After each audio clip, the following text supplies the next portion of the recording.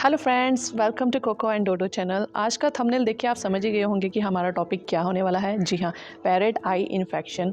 चाहे वो कोकटेल्स हैं, लव बर्ड्स है, लुटीनो है, किसी भी तरीके की कोई भी एक्जॉटिक बर्ड्स हैं, उनकी आई इन्फेक्शन में कंजंक्टिविटीज़, बैक्टीरियल, फंगल इन्फेक्शन आपको देखने को मिलती है, जिससे बर्ड आपका इनएक्टिव हो जाता है, सिकनेस उसकी बहुत ज़्यादा बढ़ जाती है। और अगर टाइम पे इनका ट्रीटमेंट ना किया जाए तो ये प्रॉब्लम दिन ब दिन बहुत ही वर्स होती जाती है और इससे आपका बर्ड मर भी सकता है at the last. So first of all हमें ये जानने की ज़रूरत है before giving any medication to your birds कि ये होता क्यों है, इसके क्या क्या रीज़न है और क्या क्या प्रिकॉशन है जो कि आप पहले ही यूज़ कर सकते हैं इस चीज़ को डिमिनिश करने के लिए। कोकटेल और लव बर्ड्स बहुत ज़्यादा प्रोन बर्ड हैं, यानी कि बहुत ज़्यादा नाजुक बर्ड हैं। सो ये इनके जेनेटिक्स में ही है। फर्स्ट ऑफ ऑल हमें ये पता होना चाहिए कि ये जेनेटिक कंपोनेंट्स ही इनके ऐसे हैं कि ये बैक्टीरिया को बहुत जल्दी अपने अंदर खींच लेते हैं, बहुत जल्दी कैच कर लेते हैं, राइट।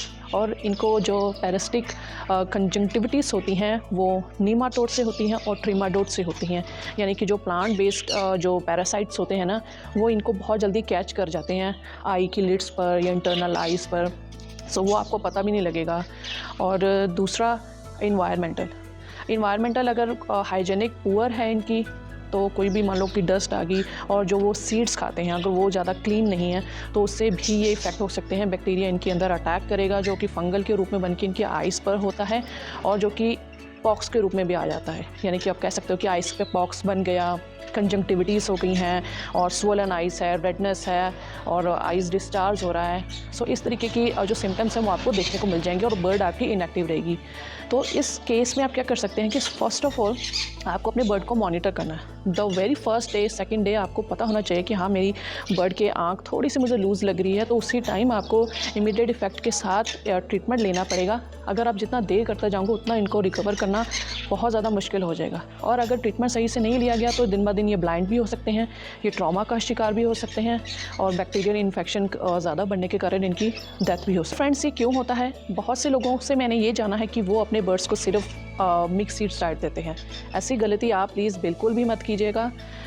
अगर आप ओनली सीड्स डाइट दे रहे हैं, उनको न्यूट्रिशनल बैलेंस डाइट नहीं मिल रही है, बिकॉज ये एक्जॉटिक बर्ड्स इन्हें rich fruits, protein, vegetable, fruits, sprouts ये सब देने बहुत ज़्यादा ज़रूरी हैं। हमें जितना दिखने में इजी लगता है कि हाँ हम ऐसा कर लेंगे, पर उतना इजी है नहीं। इनकी केयर एक बेबी की तरह होती है और इनको हर महीने आप एंटीबायोटिक का कोर्स दीजिए टाइम टू टाइम।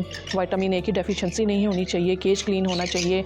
और एक केज ट्रॉमा नाम की डिसीज़ इनको बहुत ज़्यादा जल्दी लगती है, स्पेशली कोकटेल लव बर्ड जो बहुत सेंसिटिव बर्ड्स होती हैं। वो ये है कि अगर इन्हें फ्लाई करने का टाइम ना मिले, केज आउट टाइम में आप इनको नहीं दे रहे हो, सो वो एक जगह पे रह के बोर्डम फील करती हैं और उनकी जो फैदर्स की एक्सरसाइज नहीं होती है, कोई फिजिकल मूवमेंट नहीं होती है और मेंटली वो डिप्रेशन में थोड़ा सा आ जाते हैं। इस करके इनकी बॉडी की एक्सरसाइज होनी बहुत ज़्यादा ज़रूरी है। आप इनको केज आउट टाइम दीजिए, रूम बंद कर लीजिए, उड़ने दीजिए, यानी कि हाफ ऑफ द डे आप इनको ओपन रखिए और रात के समय आप उनको केज में बंद कर सकते हैं और थोड़े से मिंगल अप होइए, इंटरैक्ट होइए। ये नहीं है कि बर्ड साइड पे है, केज में बंद है, खाना और दाना पानी डाल दिया और आपका काम खत्म है। सो अगर आप ऐसा करेंगे सो आपकी बर्ड बहुत लॉन्ग टाइम के लिए सर्वाइव नहीं कर पाएगी।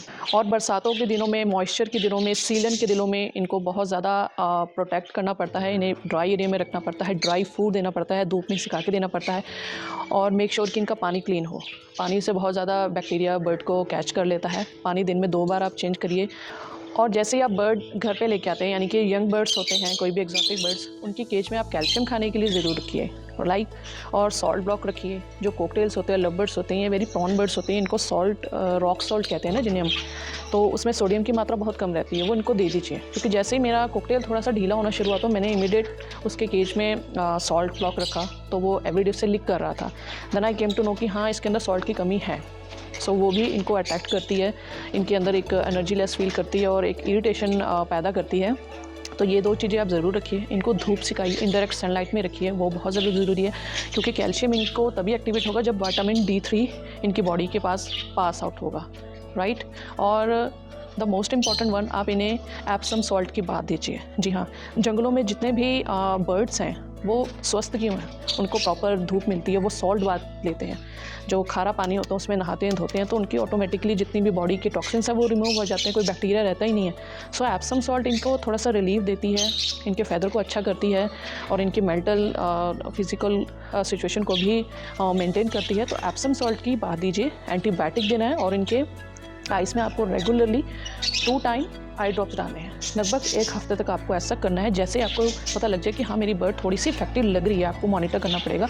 सो इमीडिएट आप इसका जो ट्रीटमेंट है वो शुरू कर दीजिएगा।